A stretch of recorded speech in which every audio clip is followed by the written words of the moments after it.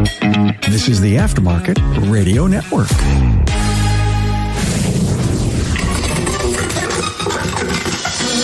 You know, if only we had a crystal ball to peek at the next 5 years. Now, as a shop owner, you might still be booked out 2 to 3 weeks, but with gas prices, inflation, the great resignation, interest rates, and new and used car costs, what do you need to pay attention to in the short term to continue to be profitable and relevant? From the Aftermarket Radio Network, Carm Capriato here, and my panel of business coaches give their perspective on the next 5 years. Thanks to our partners Apex and Shopware for bringing you this episode. You know, Apex 2022, again, will feature Repair Shop HQ with you in mind. That's right. The one-stop destination is to meet the product, equipment, and training needs of shop owners, managers, and technicians. It's all happening at Apex 2022, November 1st through the 3rd in the great city of Las Vegas. Be there. To register, visit aapexshow.com/register. Remember, make your hotel reservations at the Apex website, apexshow.com, aapexshow.com. You know, your techs don't want to stand around while you type in details for a repair order. With Shopware, an RO gets set up in seconds instead of minutes, and everyone gets on with their day. It's that easy. On the web, talk to my friends at getshopware.com. With me is Joe Marconi from Elite Worldwide, former shop owner. Joe, thank you for all that you continue to do with us here on the show. It's an honor to be here. It really is. Thank you, Joe. I can't wait to hear what you have to say. Chris Cotton's here from AutoFix Auto Shop Coaching and the weekly Blitz podcast on the Aftermarket Radio Network. Good to see you, Chris. Good to see you, Carm. Seems like I just saw you just a couple of minutes ago. Don't tell people all of our behind-the-scenes stuff here. Yeah, we were working, weren't we? Absolutely, yeah. Always, right? Yeah. And Michael Smith is here, managing partner from Herzberg, Smith & Company. Great advice as always. Michael, thanks for being here. It's my pleasure. It's great to join this panel. Thank you. Hunt Demarest, CPA, Paar, Mellis, and the Aftermarket Radio Network Business by the Numbers podcast. Good to see you, Carm. Hunt, you're on fire with like the last 5 or 6 episodes are just, you know, part of my inspiration was just listening to what you have to say, by the way. I appreciate it. Stuff. Jaron Kleber, Repair Shop of Tomorrow. Hello, Jaron. Nice to see you, man. Hey, Carm. Appreciate you guys letting me be a part of this rock star panel and looking forward to it. Can't wait. All right. So a client comes up to you and says, should I be concerned over the next 3 to 5 years? Look at, I'm booked out 2 to 3 weeks. Yet gas prices, inflation, the great resignation, interest rates, new and used cars. Oh, my God, we're paying more for rock star talent. What do I need to pay attention to in the short term so I can be profitable and relevant? And, oh, by the way, guys, will it last? Will a recession account for job losses? What about miles driven? Fuel costs? People are working from home. They're not driving their cars. This episode is your best wisdom to keep positive, think on the right track for you. And I think our panel's going to knock it out of the park. Things are great now, but many factors are pushing back the headwinds. Hunt, was COVID a gift? I think for a lot of people, it really was. We were talking to people early on, you know, when this first hit and we were first start talking about the PPP and stuff. I mean, people were terrified about this. How am I going to pay my guys? Are people going to keep on driving? The short term, a month, maybe 2 months, depending on where they were, it was really bad. But I would say of my clients, 99% of them, this last 2 years has been the best of their career.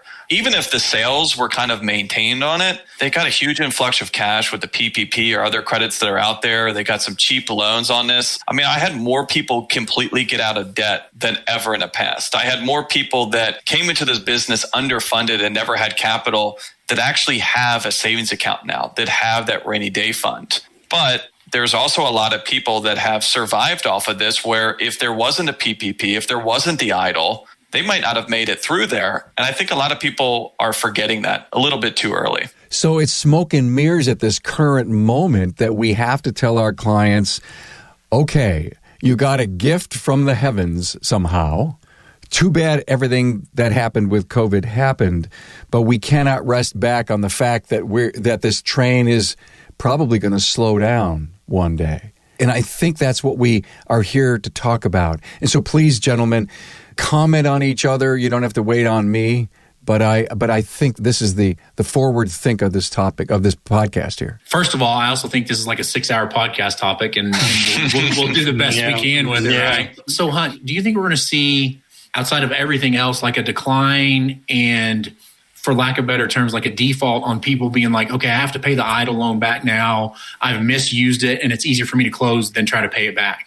And so people always ask me about the idle. We're not going to get into how you can use it and how you can't use it, but there's specific ways that you're allowed to use this. And depending on which client, I have some people that used it completely by the book, and I have had some people that have gotten aggressive on this. And the people have asked me, well, Hunt, what happens when the IRS or the SBA starts looking into this, or are they going to start looking into this? And what I've always told people is like, hey, the wording on this is very ambiguous. What this is intended to do is to keep your business solvent, to keep your employees paid, and to make sure that your business can survive. As long as you're kind of going under that same guise of keeping in the business, not buying a bass boat, not buying a motorcycle with it, I think that you're going to be okay because of what you just said, Chris. I don't know the numbers out there, and no one does, but the reason they keep on pushing back the first payment on these idle loans is because the SBA and the government in general is terrified on who's going to actually pay them when they say, Chris, you need to start paying me back. If I had to guess, 15 to 20% of that idle money that they gave out there, they're never getting back. Those people have maybe used it correctly, right? Let's say that you had a bar, a restaurant, or a concert venue. You got $150,000. That was a spit in a bucket. If you kept on paying your employees, you went out of business a year later, right? Unless you majorly pivoted. So they're going to go back and they're going to say, Chris, you had that bar and grill. Where's our money? And you're going to say, it's gone, right? I spent it. I'm out of business. Now they need to look into you and say, well, did you just take it out yourself? And then there's just a number of people, not firsthand, but I've heard of people that had said, hey, there's no personal guarantee on this. I didn't have to sign anything personally. So my business, my LLC got this money. I'll shut my business down. What are they going to go after?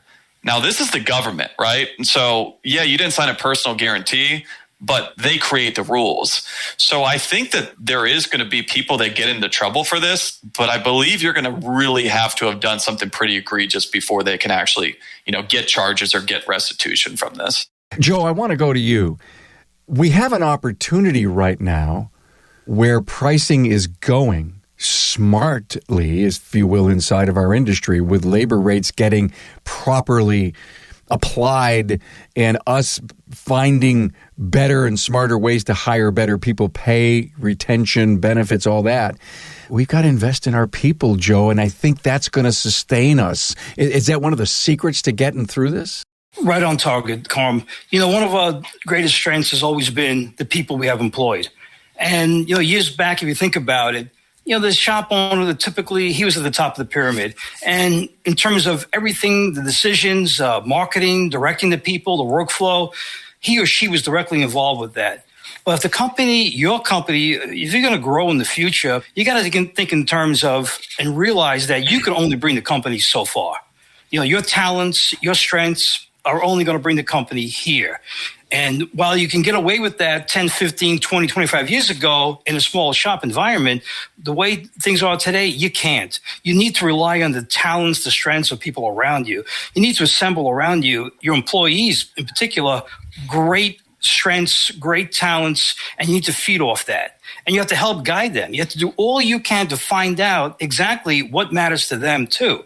See, and when you talk about career path, it's just not about what you determine is important for the company. It's very, very important to determine what's important for them, because that's why people jump around a lot today. You don't see people that have a career, they get a job, and then they kind of listen to the owner, the shop owner, the manager, and he directs you. He develops a kind of like a hierarchy of what you need to do. It's not that way anymore. It's not that way in the future. We have to allow people to be recognized. We have to appreciate what they bring to the table. Then you have to invest a lot of time, energy, training into what is going to connect the dots with their objectives, their goals. Because when you align their goals with the company goals, and the employees know that if I can attain a certain level, a certain income, whatever it is, to achieve my personal goals, that can only be worked out to the company achieving the company goal. Even Tom Brady, right? Tom Brady, he's he may be considered one of the greatest football players of all time, but he's actually one of the greatest quarterbacks of all time. He can't survive or can't win without the combined talents of people around him. It's the same with shop owners. If you're going to survive in the future, you've got to rely on the combined talents and strengths of the people around you. And that's part of your job as a shop owner going into the future. It's a great point. If I was on the team that Tom Brady was on and I was a pass receiver, I would say to myself, I want to catch his ball. Period. And they do. You know, we have a tech shortage, right? Everyone wants to talk about that.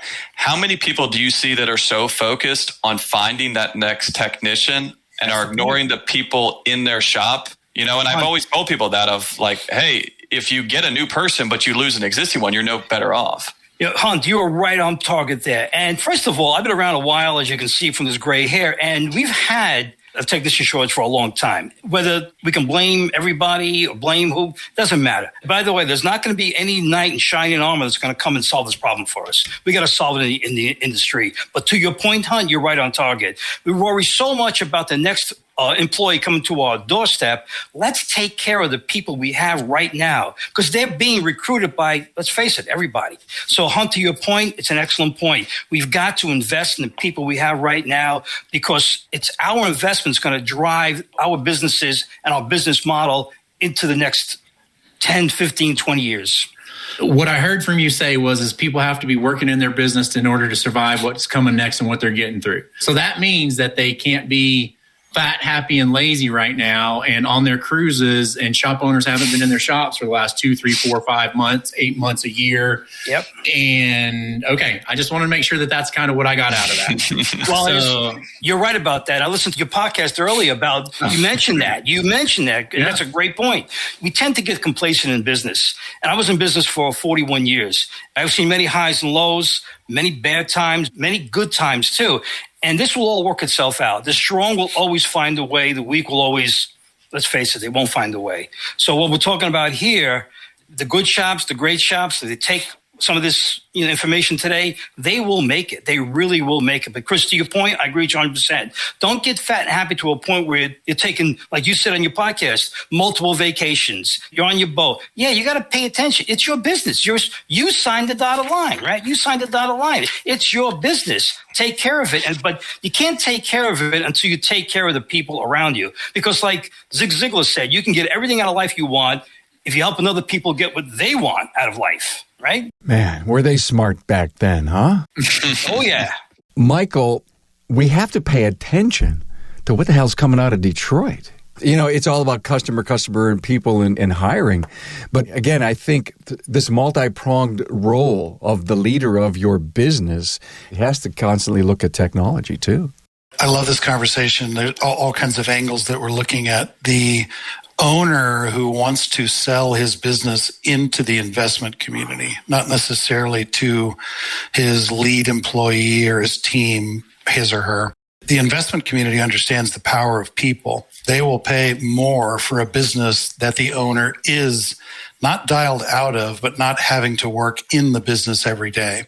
So a savvy owner who is in this for a 5 to 10, maybe a 15-year period, who wants to get as much out of the business on the back end as possible, if they're not going to sell it to their lead service advisor or their lead tech, should spend time figuring out, and all this comes together this way, how to dial up the team, that the team can be as strong as possible, stand on its own, run the business as if they don't need the owner, and the owner then is next to the business and doing what? Growing it potentially, adding more locations. I have a group that we get together and talk about what does it mean to be a little mini M&A consolidator? How do you set yourself up as an individual store to go out and to buy other shops? And what do you look for? How do you bring them in? How do you make it as profitable as possible and not turn your apple cart upside down? And a lot of it comes back to this whole exit strategy question. How long are you going to be in the business? Why did you build the business in the first place? What do you want out of it when it all comes to an end? And it really does flavor what comes out of Detroit. If you have a 5, 10, 15-year period, the car companies are relooking at all of their basic business strategy. They've got 4 things that they're looking at that are not traditional auto company issues. I wrote them down so I wouldn't miss one of them on here. The connectivity of the car to the internet, the alternative drivetrains that we all know are taking longer than we thought, but they're out there. The shared mobility issue of calling up a car and having somebody pick you up and take you somewhere, and autonomous or ADAS technology. And all four of those things are swirling in their heads where they realize we're not going to be selling cars to kids anymore. They won't buy cars from a dealership. They're going to get picked up in a ride share. Once everything goes autonomous, they're not going to crash into each other. The car is going to change. Brands are going to go down. And again, this is not 3 to 5 year window, but here's the point. If I own a shop now, and I want to do this 10 to 15 years from now, I need to have these things in my head for the next 3 to 5 years. And I agree with this group. One of the greatest things you can do is light your team up, teach them how to know all of the things we're talking about here, and draw the very best in the industry to you so that they can't go anywhere else to find a job where they're going to learn what you're going to teach them. That's my 2 cents. Hey, Carm here. Now, when it comes to technical and management training, nothing beats the caliber of classes and expert trainers that Apex puts together for Repair Shop HQ. And that's because a panel of shop owners selects the best training that will drive your business forward. Training is geared toward shop owners, service advisors, and technicians. Technical classes will include ADAS and calibrations, hybrid and electrical vehicle case studies, CAN bus diagnostics, electrical diagnosis, and using current probes to diagnose drivability dilemmas. On the management side, you'll learn marketing strategies that work, employee retention practices, building a culture that employees will embrace, and more. Expert trainers in this year's lineup include Mike Reynolds, John Thornton, Eric Ziegler, Greg Bunch, Bill Haas, and Kim and Brian Walker. Repair Shop HQ training will take place at Apex November 1st through the 3rd in Las Vegas. To learn more, go to aapexshow.com/training. Hey, aren't you tired of being tired after a crazy day at the shop? Take the frustration out of your work by speeding up the processes that bog you down. Start a repair order based on a canned job. Check. Order parts from a menu that includes every supplier within seconds. Check. Now send all that information with photos or videos to a customer via a live chat on their phone. What? No, I'm not kidding. Check that box. Get an approval faster than ever so you don't tie up a bay for hours. Check. Hey, it gets even better. Once they see the summary of work they need next time, they ask you to fix 1 or 2 more items today. Boom, that bill goes up and you make more. Then, get this, they pay you on their phone before they even pick up their car. This could be your life, my friend. Talk to my friends at getshopware.com. Imagine having a healthy discussion with your team if it's on your Monday morning meeting and just bring some of this stuff up and say, I know this may sound a little Star Wars-ish, but we have to think that through. We got to do repair order audits today, but we still have to pay attention, okay? And I think exciting your team, the fact that they look at you as a leader and says, well, he's thinking like that and thinking down the road. You talk about career pathing, Joe? I mean, come on. If we're thinking future tomorrow, capitalism will find a way. Bring on those EVs. We can get Tesla parts now from people. And one of the other things is we've gotten, let's just say that we're a little fat and happy because there's a lot of MSO stuff going on. Now, oh my God, I got this money. We're having success. I'm booked out 2 or 3 weeks. Let's bring on another store and then another store. But you can't go forward unless the systems, operations, and procedures are right, Jaron? Yeah, exactly, Carmen. I just want to touch on what Joe and Mike said. When we talk to a lot of people and our clients, we talk about it's not about the one, it's about the all. And that's really important. I had a client come up to us at the expo in Vegas and say, last week I paid out more incentives to my team than I've ever done in my 20 plus years of business. And I said, well, tell me how'd that make you feel? And he said, I hope I pay out more next week. I mean, I think we can all resonate with that message, right? It's when our technicians know our system operations procedures and they're doing what they need to be done. Our service advisors understand it. Everybody starts rowing the boat in the same direction. Yeah. That's when the shop wins. And I think that gets lost when any of us are talking to our clients that, they think, okay, well, what do I need to do as an owner? But one of the things we focus on, again, is putting those processes in place so that everyone in the shop is on the same page. Yeah. And investing in your people, to me, that's the biggest thing that you can do as a shop owner today. Yeah, is make sure you've got your team. Because if your team's going to work for you every single day and you're treating them and you're incentivizing them to do their job correctly, then as an owner, a byproduct of that is what, right? You're going to be more successful. Yeah, but Jaron, well, to your point, though, these systems and policies, procedures, it used to be the responsibility of the shop owner. My generation was, it's my business, my responsibility. It's my job to do all this. I set the standards, I set the training, I set this. It's just not that way anymore. And you're right. I agree with you 100%. In order to get everybody in the same page and rowing in the same direction, there has to be some sort of structure involved. But in order to have that work, you got to have everybody included on developing those systems and processes. When I teach my clients and I coach them, I tell them, I says, I'm coaching you to help your people become better, because no matter how good you are, you're only going to get here. You got to bring your people around you, make them better for you to be better. Well, what happened during COVID was we went back to basics. We're like, holy crap, what are we going to do? How are we going to get through this? And everybody in the industry stood together and figured it out and was like, okay, you're going to go back to basics. You're going to take great care of your customers. You're going to put out content. You're going to call your customers. You're going to make sure that they know you're still open and get them in. And so we focused on processes and procedures and customer service. Now we've gotten complacent. Things like that are starting to slip. Now, don't get me wrong. I still think if we're looking at a race, like we're a bunch of thoroughbreds with a bunch of donkeys running around, just because, like, don't get me started about fast food and the way they treat their customers and everybody else. I still think we're way ahead. But to your point, we have to make sure processes and procedures are in place and that we're ready. The biggest thing that can hurt us at this point is cars stop showing up or people can't pay. And so what's the solution for that? Like and the other thing, I grew up in Oklahoma and Texas. My family's full of heavy equipment operators, roughnecks. We're just living from one bus to another. And I think we have all these younger people that haven't really lived through one of those yet. Because I'm saying COVID was not a bust. COVID was not even a blip on our radar, honestly. No. So are you saying that a recession would be a big blip, a really heavy one? Man, Carm, if I knew what this crystal ball was going to do, like 6-8 months ago, and I think Hunt and I have talked about it, like I thought this was going to happen next year. Stuff's happening now. We have to change our mindset, and the stuff that we always knew is not around anymore. And then now you have the government changing the definitions for all the things that we've always known. So you take a person that like tries to read and educate themselves and things like that.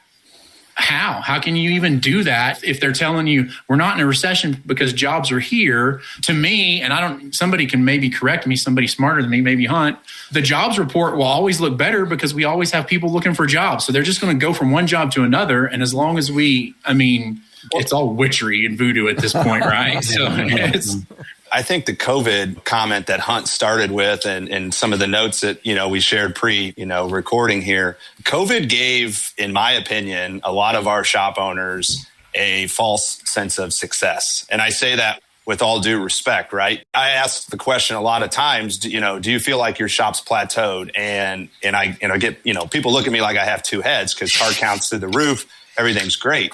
But then I follow that up with, well, what have you done differently this last 18 to 24 months to experience this success and this growth? And most of the times they haven't done anything different, right, Hunt? It's just a byproduct of the marketplace that we're in. That's a good point. That's what's scary, right? For really scary. We've got to make sure that if they're having that success, let's keep shining that jewel and let's keep it rolling, because I think things are going to start to shake out a little bit and we're going to have to be on our A game. Well, so this is what I heard you say, and I just want to make sure that I give you a point to clarify this or make sure that everybody that's listening hears this.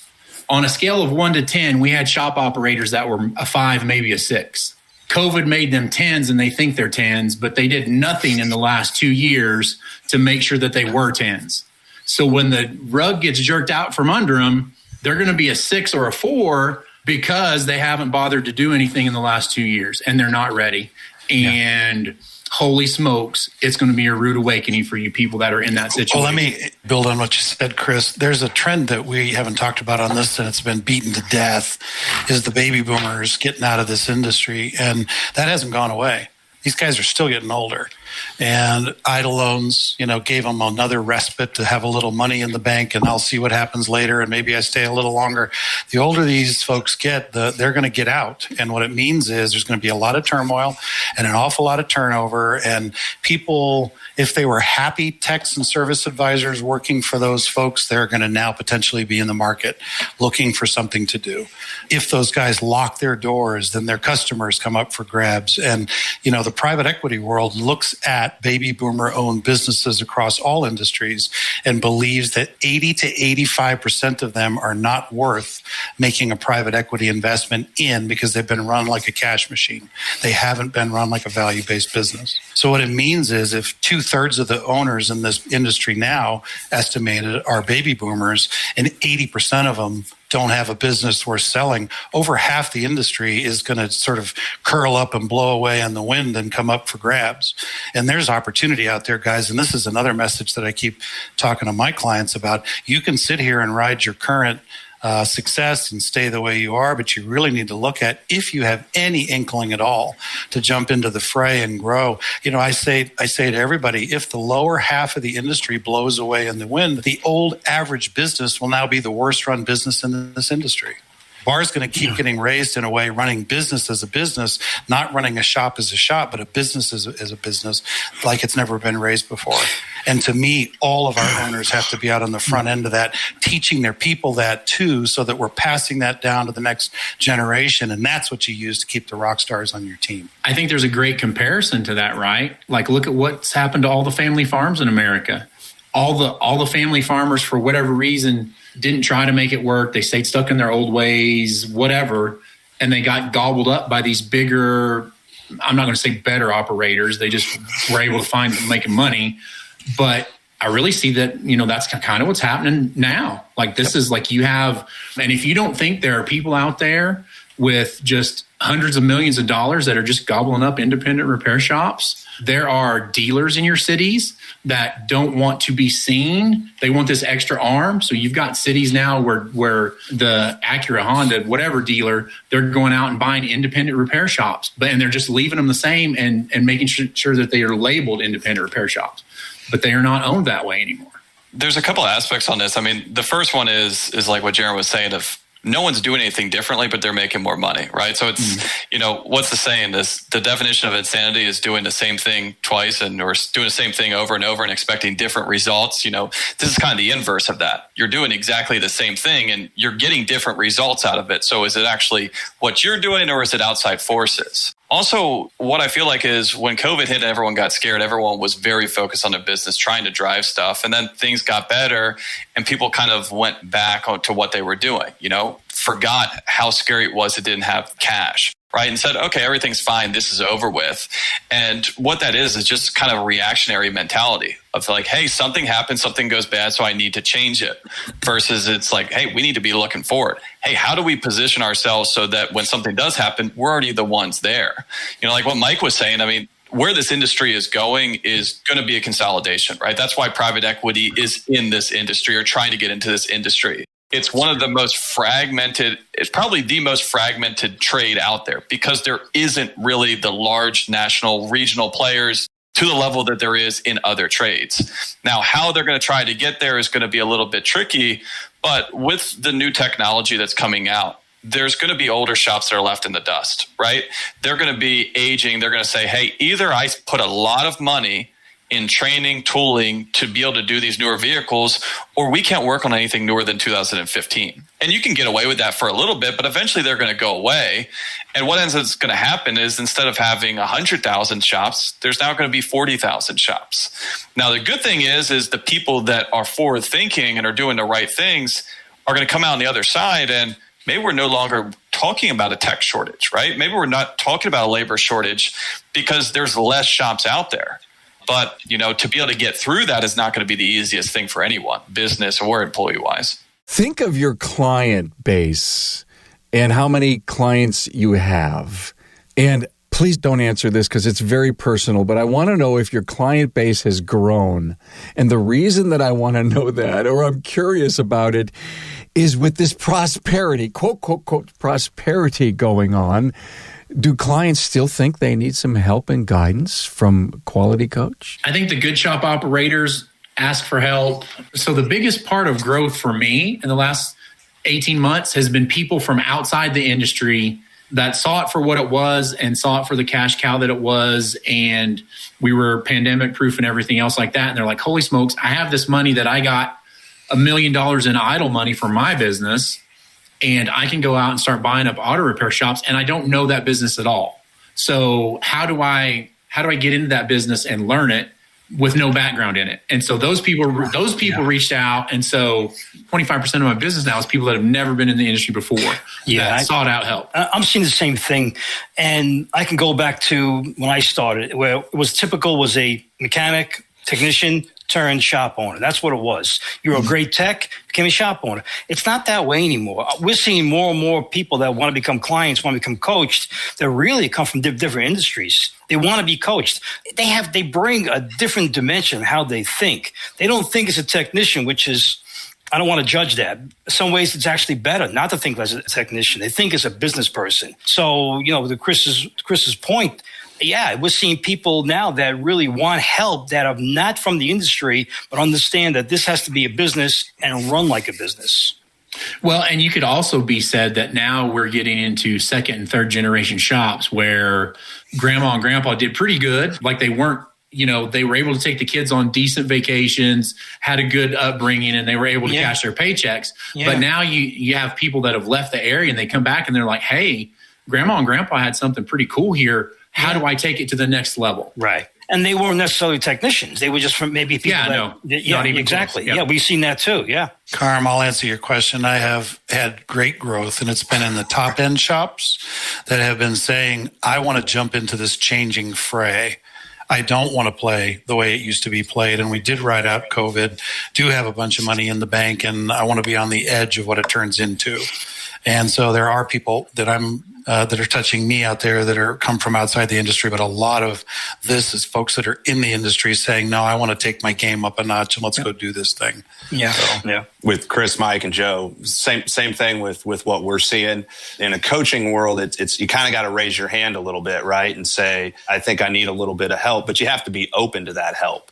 And so the majority of our clients are successful shop owners, but they realize that there's something else there that they could take to the next level. And one guy told me, I don't know what I don't know. So I need somebody to look at my business and help me get to where I want to be. And then to Michael's point, I think, the younger generation, we're starting to see that as well. The kid's in the business, maybe he has 10, 15% ownership. We help him set up a succession plan, and he's the one or she's the one that's really driving the decision to bring in a coach to, hold them accountable and help them grow into the future. So as a younger individual in this industry, I love seeing others around my age and maybe Hunt's age, get into the business and really take it serious. Look at it as a career and not just, well, this is my job and I got to go to work. And for me, someone who's been in the business since 1974, I can say that really is something amazing. It really is. No longer are we an industry that, well, I like working on cars, so maybe there's something I can do, a 2-bay shop here, a 3-bay shop. No, it's different now. And to see that in the younger generation, because that, I think, is really going to make a big difference in the future. I have a lot of, although we're kind of painting this kind of like dark clouds above us in the next couple of years, I do see a lot of great things happening in the industry that I've never really seen before. Maybe because of my age and I've been around. My history goes back even before 1974, and I worked with my father in the gas station business. So, I've seen a lot through the years, and there's a lot of things happening today. Look at this panel right here. Could this happen 20 years ago? I mean, really, thanks to Carm, it couldn't happen. I mean, here we are, we're in the same industry, but, we're coaches. We have Hunt, who's comes from a different perspective, but he lends something that we really need. We need that piece of the puzzle, and each of us do a job that we give back and we help others. But what I see from the younger generation is something that really is inspiring, and it means that we're headed for tough times maybe, but let's face it, it's always been tough times. I mean, I've been through many, many tough situations through the 45 plus years I've been around in the industry, but I see a lot of good things too. And don't you think that a lot of the shops that we're dealing with are going to be on the upper end of the spectrum? If you're looking out for help understanding your numbers or learning more about your business and growing your business, we are dealing with the top shops in this industry. And so that's the scary part is like, hey, these are some of the concerns that I have for my shops, who I think are some of the best shop operators in the country.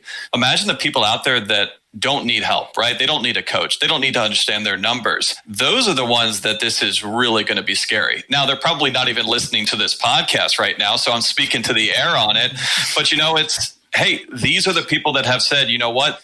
The way that I've done it, the way that my mom and dad have done it, my grandpa has done it, maybe isn't the best way. Maybe there's something else. And even if that is a great way of doing it right now, what's next? I've seen some really cool things that my shops have been starting to do. I was just talking with a shop owner earlier today. He's thinking about going to a 4-day work week. I already have a couple shops that do this. Joe, can you imagine if, back when you started this in the 70s, that you said, hey, you know what, we're going to be open Monday through Thursday? They would have just been like, we can't do that. That's not possible. And hey, this is the new generation. It's like, why not? Right? We all probably know someone that is doing this and doing it successfully. And to be able to see, kind of what this business is turning into, what this industry is turning into has been incredible, because this is not really even a blue collar industry anymore, right? This is not a greasy, everyone has this imagination for a shop where it's like, hey, we're pouring oil down the drain, we're covered in grease. This is a tech industry. You could fix a lot of problems with the cars that roll through these shops without even picking up a wrench, right? It's computerized, it's programming, it's adaptations, it's stuff like that. Even when I first started this 15 years ago, most stuff that came in, if you had a decent set of tools, a wrench, hey, you could fix this. Now I know some of our shop customers, have already diagnosed it via YouTube, and they said they could fix it if they want to, but these cars have gotten so complicated. We won't even talk about ADAS and stuff like that. If anything, we are, some of the problems that are getting created are also some solutions. Like, hey, if you had a 2004 Honda Civic, just about anything you could fix in your driveway, right? With a standard set of tools from Walmart.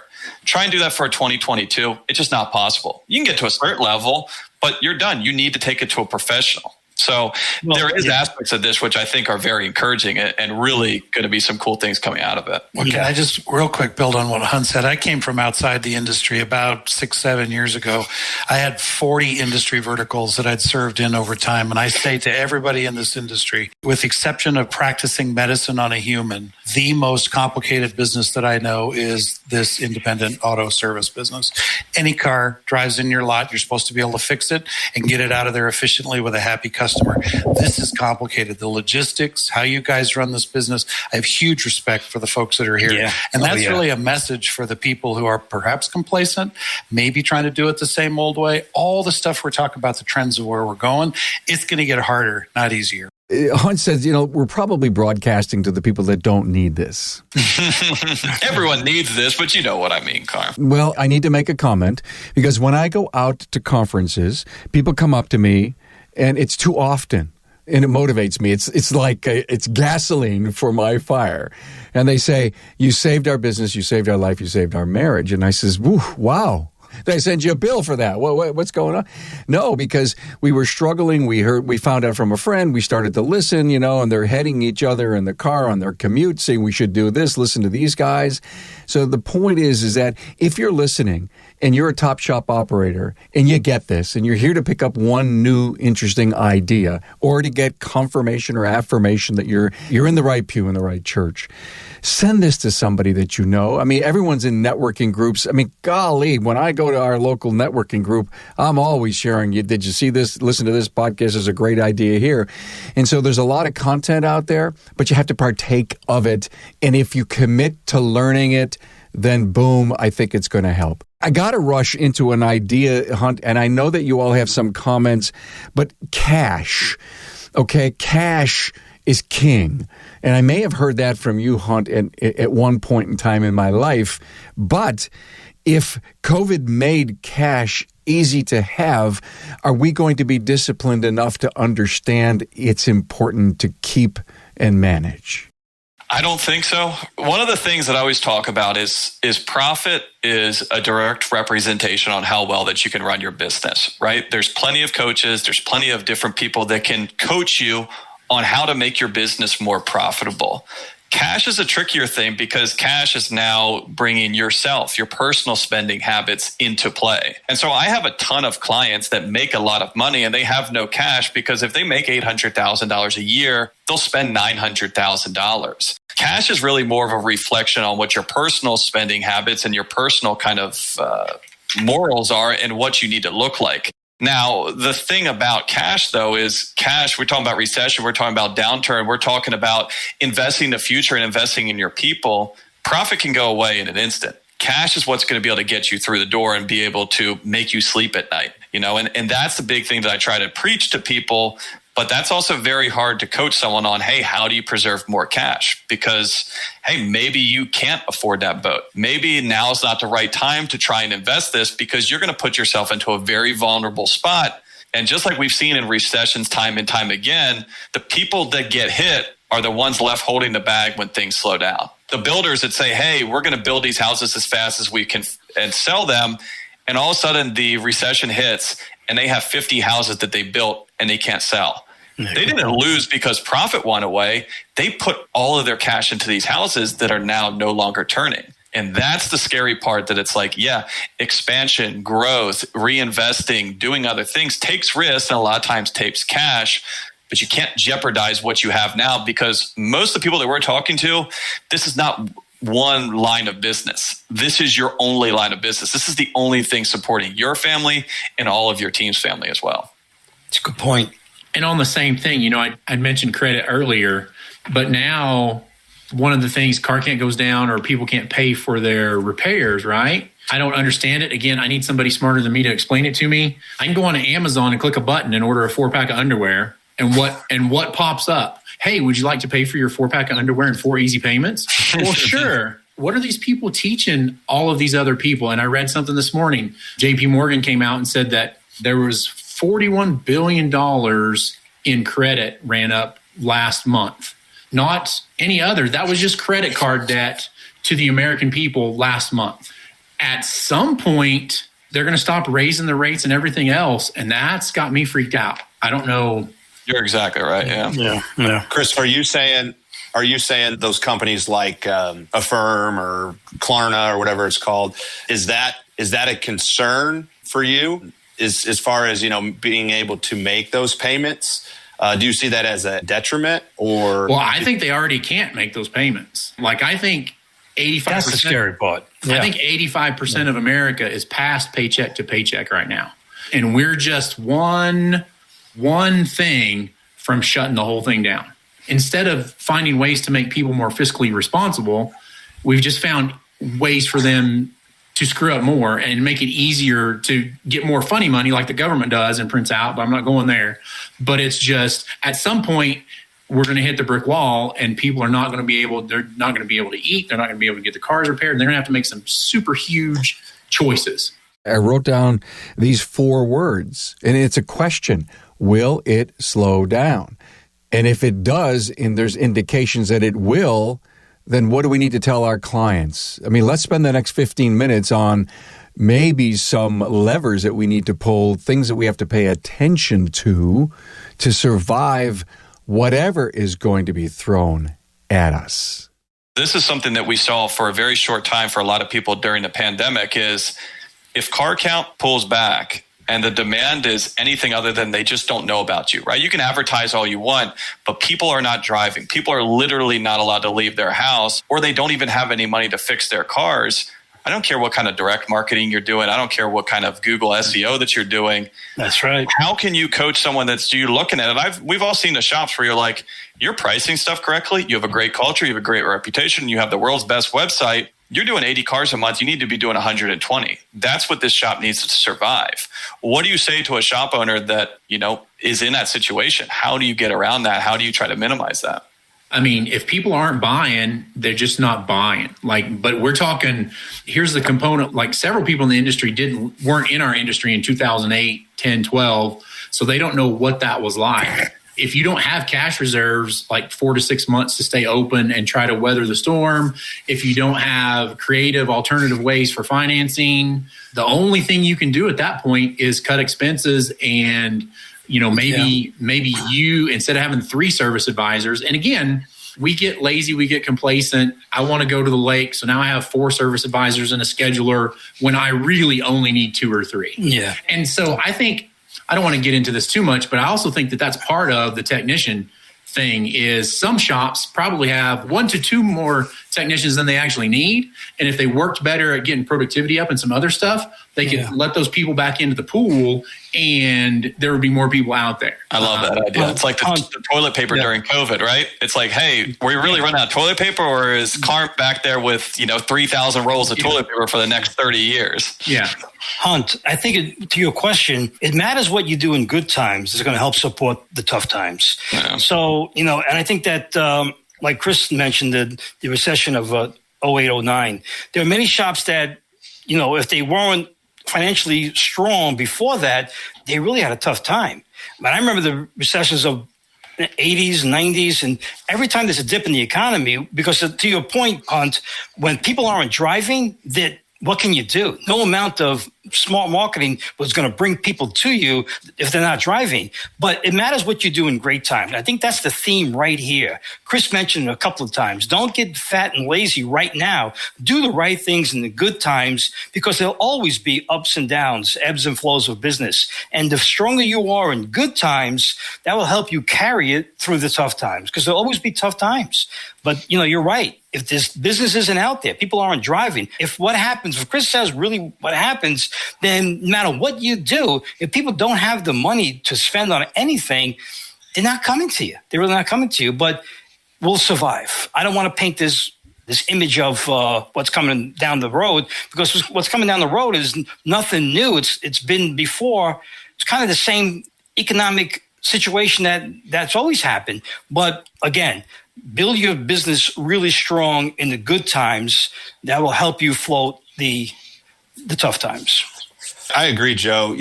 And I think, like you said, you've got to appreciate when the good times are here, and you've really got to take advantage of those. And I think probably everybody on this panel can agree that some of the things we're telling our clients, and what we always tell our clients, is making sure that you're measuring and managing the labor side of the business, because in my opinion, it's most important. It's the most important, right? I agree. We're looking at productivity, efficiency, and to me, the single most important thing is effective labor rate. And I literally have a guy in my driveway right now detailing my wife's car, and it cost me $150 for him to come out and do that. And he has a 1998 Ford, Ecoline van, some chemicals. And he's got a nice pressure washer, and the guy's fantastic, and I love the work he does. But we all know shops across the country that are at $85 to $95 an hour. And it's crazy. And, the car count right now is masking a lot of problems in people's businesses. And so to your point, Joe, is we've got to be strong now, because those times may come down the road. And those folks that have effective labor rates at 140, 150, 160, they're going to be okay. But those folks that are at $85, $90, $100 an hour, when car count drops 25, 40, 50%, they're gone. They're dead in the water. Yep. Well, one of the other things that I've been seeing too is I have a lot of shops that are up 15, 20% in sales, where they actually have a 10% decrease in car count because their ARO is going so much higher. Like you said, business is really good. Hey, Jaron, you need $1,200 worth of work. Do it, right, Hunt? I don't care. Just get it done. And so naturally, if you don't have the capacity, your car count's going to go down just because you're doing more work per car. But the scary thing is if you now have lower car count than you did this same time 2 years ago, because the ARO is so much higher, what happens like when Chris talks about it, like, hey, I know that this thing needs that work. I just don't have the money for it. So I'm going to say no because I just can't afford it. Because then you could literally have a 50% decrease in your sales with the same exact car count. You go from $800 ARO down to $400, your sales just got cut in half with the same amount of cars. Yeah. So again, you then have to double your car count just to try and get back to the same amount of sales that you were at before. Yeah. That's going to be hard for any sort of marketing, no matter what you're doing. And the weird thing is we have these other forces playing on our industry, right? Like, my experience is that every time gas prices go up, car count goes down. This is the first time in my life I've ever seen gas price go to $5 plus a gallon, and it didn't decrease anybody's car count. No one's changed their behavior, right? It is what it is, right? And so now it's dropping. Like here in Colorado, we just got under $4 a gallon now. So again, A is X and up is down. And if you're a Stranger Things fan, we're all living in the upside down, right? Like this is crazy. Yeah. But it's like something that people have never seen. Like I've never seen this in my lifetime. I mean, like the interest rates, the inflation rates the country has never seen this since the early 80s, before I was alive. And I talked about this in one of my episodes. The scary part is, the last time we saw inflation this high, mortgage rates were at about 15 or 16%. Yeah, 15.75%. Yeah. And we have people complaining right now because their mortgage rates are at 5.5%. Right. So it's like, hey, do I think that the mortgage rates are going to go to 18%, 50%? No, it's a completely different market right now. But do you think that means that we're going to be going down on mortgage rates or up? Same with car financing, same with credit cards. Most of the country is in debt, where America is a very consumer driven economy, right? Spend more than you have. Anyone that disagrees with that, hey, have your payroll run on Monday instead of Friday. And see how long you get into Friday and say, hey, boss, where's my paycheck? People need this money, and we're on a very, very kind of thin line here. But Hunt, let me get back to something you said earlier about the car counts. It's not the worst thing in the world for businesses, shop owners, to look at their business model and say to themselves, you know what, this all makes all models, everything all inclusive, to go from a BMW to a Toyota Camry to a Mercedes, and to be able to fix everything and anything. That was maybe the way it was when I started in the 80s, 90s. You can get away with that. I don't think it's just not possible anymore. And to slow down a little bit, redefine your model, find out what really drives your economic engine. And that's, like from the book Good to Great, find out what you're passionate in, find out what you're really good at, and then connect the dots to become really profitable at that. To think about what you said is a great point. And to be all makes, all models, everything, to keep that car count really high, really, we have to rethink that, because sometimes slowing down, becoming very, very efficient, because you can't become efficient and profitable at things until you realize what you're very, very good at. And to become very, very good at everything, all models, EVs, hybrids, hydrogen, flying planes, whatever it is, flying taxis, whatever it is, it's just not that possible anymore. So maybe the thing is to redefine who we are as businesses also, and then get that model really honed in, dialed in to a point where we become very, very profitable.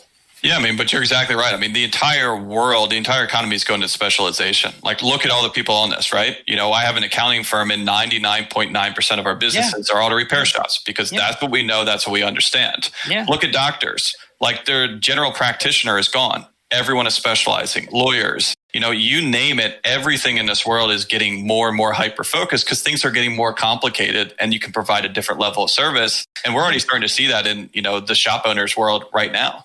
And we need to redefine, not that this is a time and place, I don't want to go to another topic, but also redefine what a master level A technician is today. It's too difficult to be, like I said earlier, to be a master level technician back when you got to worry about three things: General Motors, Ford, and Chrysler. That was easy. That was easy. Then you threw in the other big three, which was Toyota, Nissan, and Honda.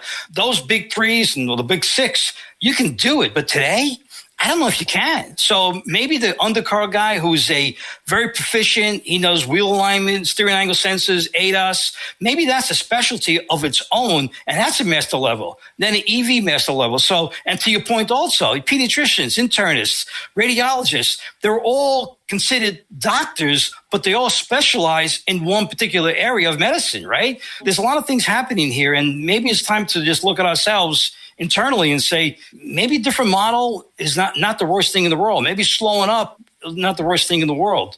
I don't know if any of you noticed, but Michael is really focused on M&A, mergers and acquisitions, and private equity, and he brings an incredible perspective on that to our industry, and I'm so grateful for him to be here. I took some very interesting notes. COVID, a false sense of success.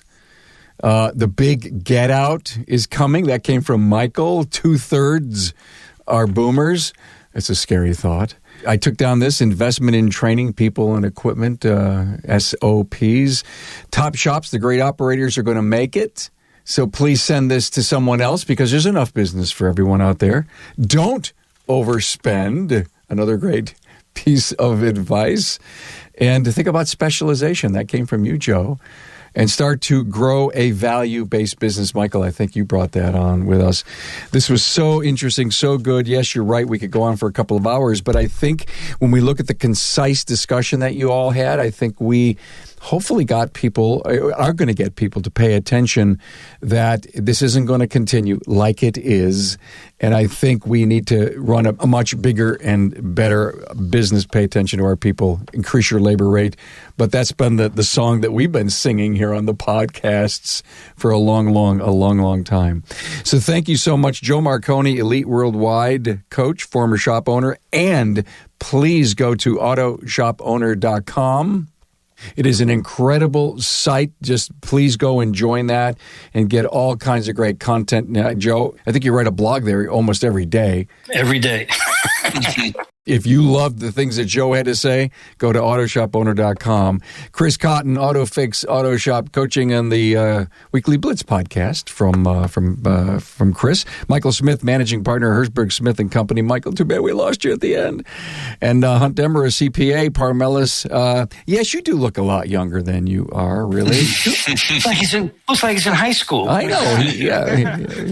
Business by the Numbers podcast. All clients, so 99.9% are all shop owners, so this guy knows what he's talking about. And Jaron, Kleber, Repair Shop of Tomorrow. Good stuff, Jaron. Thanks for all the great stuff. Okay, guys, thank you so much. Appreciate you being here. Thank you. Great time. You guys. Thanks, Carm. Thanks for being on board to listen and learn from the premier automotive aftermarket podcast. Until next time.